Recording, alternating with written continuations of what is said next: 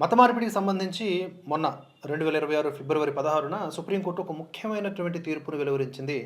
Video చివరి వరకు చూస్తే ఏంటి అనేది అర్థమవుతుంది. కేసు ఏమిటి అంటే ఛత్తీస్గఢ్ రాష్ట్రంలోని కంకర్ జిల్లాలోని ఘోటియా, కుడల్లు, పర్వి, జున్వాని, ఘోటా, హవేచూర్, ముసూర్పుట్ట, సులంగి అనే 8 గ్రామాలు 5వ షెడ్యూల్ ప్రాంతానికి చెందినవి.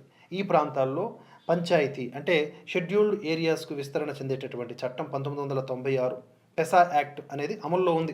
ఈ చట్టం ప్రకారం గ్రామ సభలకు తమ సాంస్కృతిక వారసత్వం, ఆచారాలు, సంప్రదాయాలను రక్షించుకునే అధికారం ఉంది.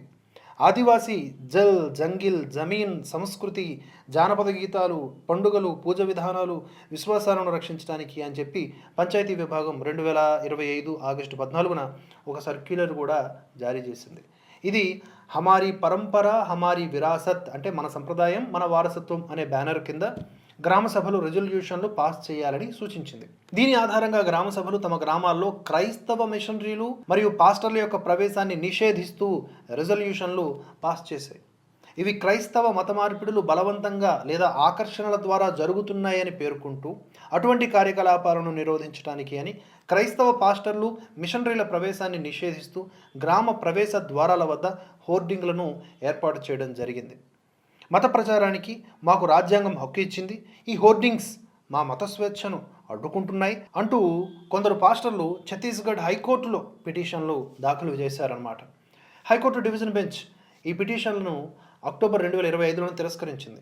హైకోర్టు తీర్పును సవాలు చేస్తూ వాళ్ళు సుప్రీంకోర్టుకు వెళ్ళగా సీనియర్ అడ్వకేట్ కొలిన్ గోన్జాల్వెస్ పిటిషనర్ల తరపున వాదించారు. సుప్రీంకోర్టు ఛత్తీస్గఢ్ హైకోర్టు ఇచ్చిన తీర్పును సమర్థిస్తూ ఈ హోర్డింగులు రాజ్యాంగ విరుద్ధం కావని, అవి బలవంతంగా లేదా మోసపూరితంగా మత మార్పిడులను నిరోధించడానికి తీసుకున్న ముందు జాగ్రత్త చర్యలని పేర్కొంది. మత మార్పిడులు ముఖ్యంగా ఆదివాసీలలో సామాజిక మహమ్మారిగా వర్ణించింది. ఇవి స్థానిక సంస్కృతి వారసత్వాన్ని హాని చేస్తున్నాయని అభిప్రాయపడింది.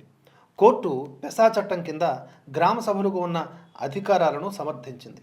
గ్రామ సభలు తమ గ్రామాల గుర్తింపు, సంస్కృతి, ఆచారాలను రక్షించుకోవడానికి సమర్థవంతమైనవని సుప్రీం తెలిపింది. అంటే ముఖ్యంగా గిరిజన ప్రాంతాల్లో ఈ మధ్య మనం కూడా గ్రామానికి భరతవర్ష అనే కార్యక్రమాన్ని చేపట్టాం. అక్కడ కూడా వారికి చెబుతున్నది ఇదే, మీ అస్తిత్వాన్ని, మీ ఆచారాల్ని, మీ సంప్రదాయాన్ని మీరు కోల్పోవద్దు. ఎవడో వచ్చి ఏదో చెప్తాడు, మాయ చేస్తాడు, నా దేవుడే గొప్ప అంటాడు. కానీ నీ దేవుడు ఎంత గొప్పో, నీ యొక్క నమ్మకాలు ఎంతటి విశాలమైనవో వాడికి చెప్పు అనేలాగా మనం అవేర్ చేస్తూ ఉన్నాం. ఈరోజు సుప్రీంకోర్టు కూడా ఆ హక్కును కల్పించింది. అంటే మీ గ్రామాల్లోకి బలవంతపు మత మార్పిడులు చేసేటటువంటి మోసపూరితమైన ఈ మిషనరీల గ్యాంగ్ వస్తే వాళ్ళని అడ్డుకోవడానికి, వాళ్ళని ఆ ఊరి శివార్లలోనే అట్నుంచట్టే పొమ్మనడానికి హోర్డింగులు న్యాయబద్ధంగా ఏర్పాటు చేసుకోవచ్చు. అది మీ హక్కు. ఎక్కడికి వెళ్ళినా కూడా నేను ఇదే చెప్తా, ఎవరిని ద్వేషించాల్సిన పనిలే, మీ ధర్మాన్ని మీరు కాపాడుకోవాలా. మీ ఇంటి తలుపులు మీరు తాళం వేసుకోకపోతే దొంగ వచ్చి పట్టుకు వెళ్ళిపోతాడు. తలుపులు వేద్దాం మా మనోభావాలను దెబ్బతీస్తున్నాయి దొంగలంటే వాళ్ళ యొక్క మాటలకి ఏమన్నా అర్థం ఉందా? వాళ్ళ డిమాండ్లకి మనం ఏమన్నా కనికరిస్తామా? మనం ఎలా జాగ్రత్తగా ఉంటామో మన యొక్క ధర్మాన్ని కూడా కాపాడుకోవడం విషయంలో అంతే జాగ్రత్తగా ఉండాలి.